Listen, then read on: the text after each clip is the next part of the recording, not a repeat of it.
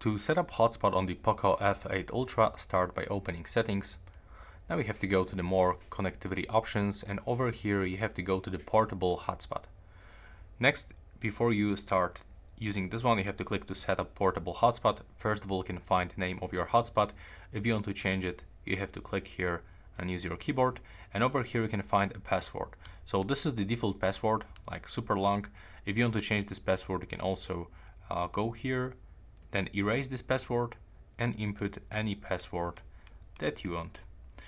And also you can click here to see password, so it will be a little bit easier to set a password.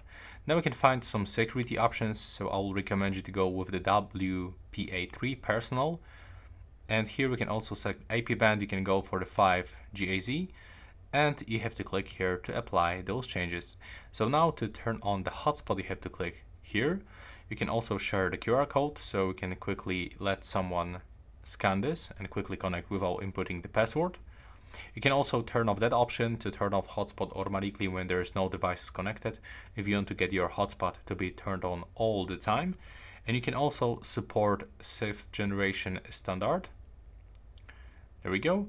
And here you can check currently connected devices, and you can even set limit of connected devices, for example 2 of them.